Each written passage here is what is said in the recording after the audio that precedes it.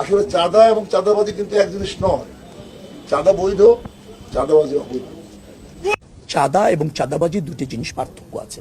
কোনো কোনো জায়গায় এটাকে চাঁদাবাজি বলাটা কঠিন। যে চাঁদাটাকে কোনো কোনো সময় চাঁদাবাজি বলা হয়, সেটা অনেক সময় সমঝোতা তারা করে নিয়েছেন, সেটা আমার জায়গা থেকে রহিত করাটা কোনো সুযোগ থাকে না। বাড়িওয়ালা কুত্তের মধ্যে খুঁজতে হচ্ছে 10,000 টাকা লাগে, পেটের দিয়ে রাস্তায় বেড়াইছে, গাড়ি নিয়ে চলে গেছে। কি করে না পেরে রোডের মধ্যে উড়ে পড়ি, তাই আমার শান্তি আছে। বাড়িতে অসুস্থ মহিলা, প্রেগনেন্ট মহিলা, এই রোডে ঢুকছি, যাত্রীরা নামাই দিয়ে আমি চলে যাবো, দালাল দিয়ে গাড়ি ধরে নিয়ে গেছে। ওরা ডাইরেক্ট ওই জায়গায় নিয়ে টাকার কথা কয় 2600 টাকা। কারণ আমার গাড়ি চাই না, তো আমার পেটের মধ্যে বাদ যাবো না।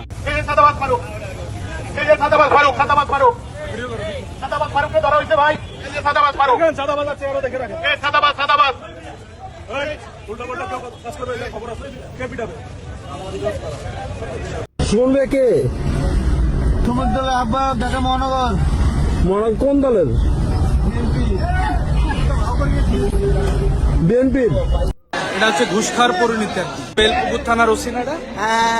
সার্জেন্ট কান ধরে দাঁড়ায় আছে, সবাই বলছে সে নাকি টাকা খেয়ে ড্রাইভার ছেড়ে দিয়েছেন। তারা